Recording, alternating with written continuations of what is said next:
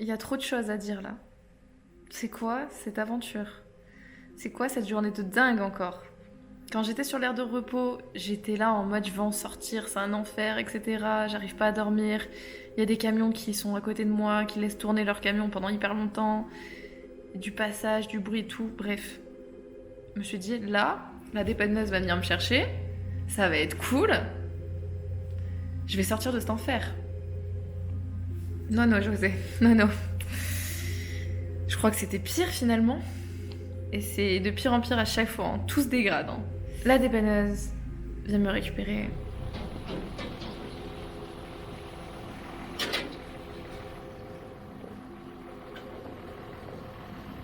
Elle m'emmène à un garage. Le garage me dit qu'il peut rien faire pour moi, qu'il faut que j'aille avec mon propre véhicule à un autre garage qui se trouve à 10 minutes d'ici en passant par l'autoroute. Il dit ça craint rien, vous pouvez rouler et tout, mais soit vous faites ça, soit vous retournez au garage où vous avez été à Madrid faire changer vos plaquettes de frein. Ça se trouve à 5h30 de route. Du coup, je dis ouais, bah je vais rester sur Séville, je vais aller à ce garage-là, sachant que je vais en avoir pour sûrement très cher, genre 700 balles. Je commence à prendre la route, je me mets sur l'autoroute, je m'insère, et là, le frein arrière bloque ma roue, en plein milieu de l'autoroute. Mon camion s'arrête. J'ai plus de mots. Tout le monde klaxonne. Il a failli y avoir des accidents. J'essaye tant bien que mal de redémarrer. Enfin, de redémarrer même pas. J'ai encore le moteur qui tourne. Juste, j'essaye de reculer, avancer, reculer, avancer. Je fais ça au moins 15, 20, 30 fois pour pouvoir me décaler le plus possible vers la glissière, vers la droite.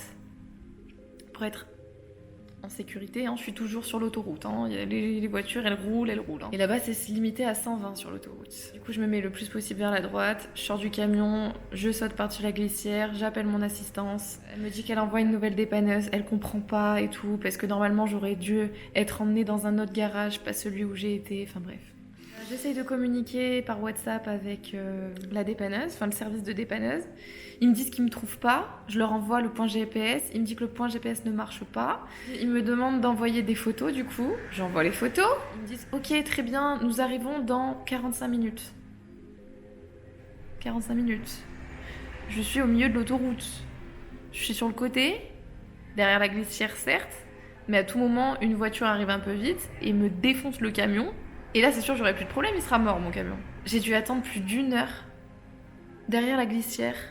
En plein cagnard, il fait plus de 30 degrés. La seule eau que j'avais était chaude.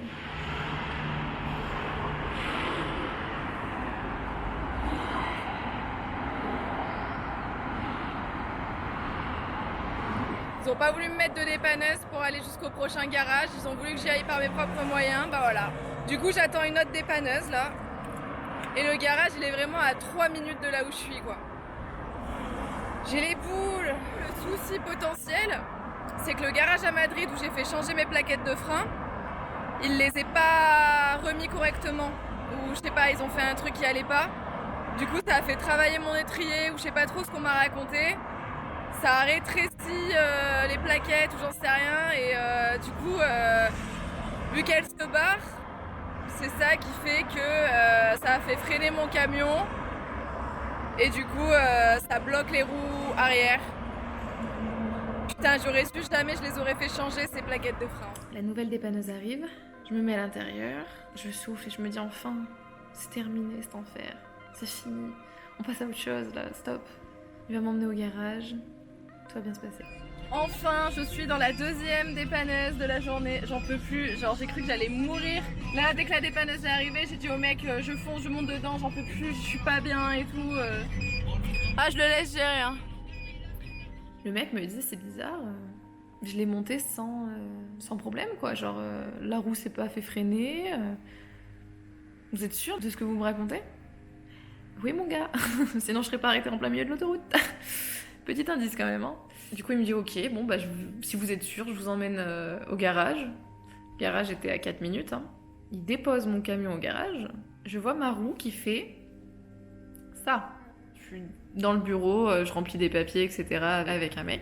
On se regarde, on se dit c'est pas normal ça. On va dehors, on regarde. Et là, il me dit la roue, elle s'enlève de son emplacement en fait. Imaginez la dangerosité du truc. Je vais dans un premier garage qui me dit oui, y a pas de souci, vous pouvez rouler, machin, faites 5h30 de route. Au bout de 5 minutes de trajet, j'ai le frein qui bloque la roue sur l'autoroute, où tout le monde arrive à 120. Les gens sont inconscients. Ou alors ils veulent que je meure. À ce moment-là, l'assurance m'appelle. Je lui dis que je suis avec le mec, etc. Elle me dit passez-le moi, comme ça je vais pouvoir vous traduire, etc. Ce sera beaucoup plus simple. Let's go, je lui passe le téléphone. Direct. Vas-y, parle. Le mec lui dit c'est un souci de transmission ou de durite ou je sais pas quoi. Alors que le garage juste avant m'a dit que c'était un souci avec les plaquettes de frein, comme quoi ça avait broyé l'étrier ou je sais pas quoi, j'ai pas trop compris en même temps, mot technique espagnol, mais que ça avait fait quelque chose dans l'étrier, qu'il fallait tout changer parce que le garage à Madrid avait mal fait son boulot en changeant les plaquettes de frein, bref. Et elle me dit bon bah... J'ai vu avec le garage, il est hors de question que vous dormez dans votre camion ce soir. Vous avez pas le droit. En plus, il y a une roue en moins quasiment, donc j'aurais été comme ça dans le camion. Non merci. Donc dans un sens, ça m'arrange.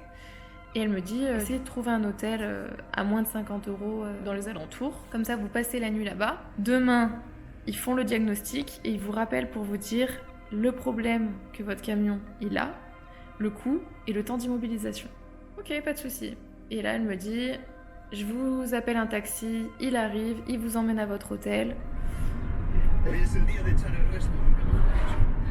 Entre-temps, j'ai essayé de chercher des hôtels à 50 €. On est à Séville, hein. Il n'y en a pas. Du coup, je me suis retrouvée au téléphone avec l'assurance, à regarder sur booking.com. Elle me traduisait les trucs. Elle a été géniale pour le coup, mais ça a été une galère pour trouver un hébergement. Donc là, je suis dans un appartement. Je vous ferai la visite si vous voulez. J'ai tout l'appartement pour moi. Enfin, c'est un studio, on va dire. Il n'y a pas vraiment de mur qui sépare. Ils m'ont financé le taxi.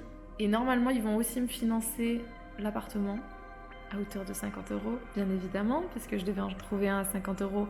Mais celui-ci est à 70 €. C'est le moins cher qu'on a trouvé. Voilà.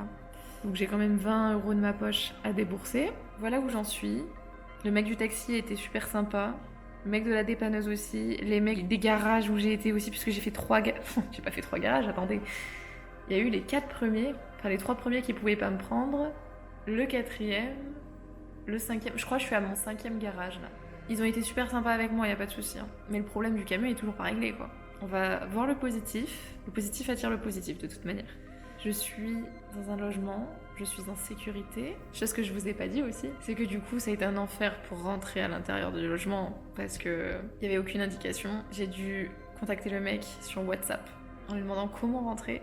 Donc il me dit qu'il y a un cadenas. Donc déjà il faut que je trouve le cadenas. C'est un appartement, l'appartement 9.1. Il m'avait dit que c'était le 9. J'attendais devant le 9 depuis le début. Je vais devant le 9.1, je trouve le cadenas. Faut que je trouve le code maintenant. Donc je lui demande le code, je trouve la clé. Bingo. Je ferme le cadenas, bam. Je mets la clé dans la serrure. Je tourne une fois, ça ouvre pas. 2 fois, ça ouvre pas. 3 fois, ça ouvre toujours pas. Je vais bien dormir encore ce soir, je sens. J'arrête une meuf dans la rue et je lui dis vas-y, aide-moi à ouvrir cette porte, j'en peux plus quoi. Elle m'aide, elle y arrive. Et là, je me suis fermée à l'intérieur et je ne ressors plus parce que j'ai trop peur de pas pouvoir rentrer. Donc là, je vais aller prendre une bonne douche parce que j'ai très chaud. J'ai pris un coup de soleil en restant 1 heure derrière la glissière sur l'autoroute. Je vais me changer. Et... hasta luego. Donc, nous avons la porte que j'ai mis 1000 ans à ouvrir.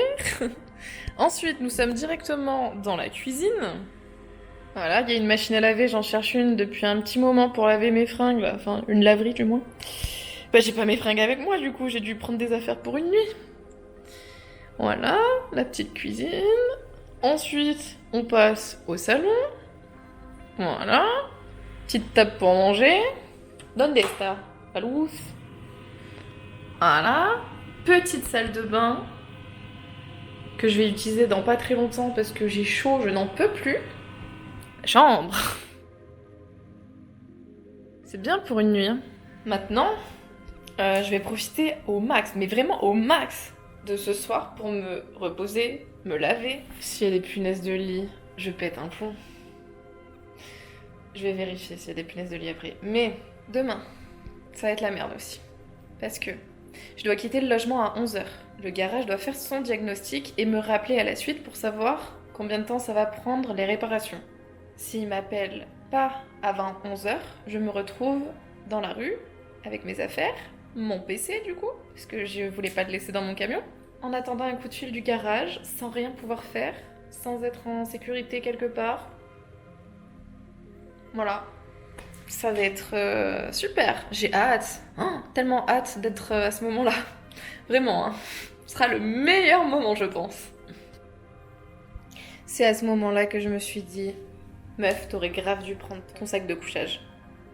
J'ai à peine soulevé un quart du lit. J'ai soulevé ça.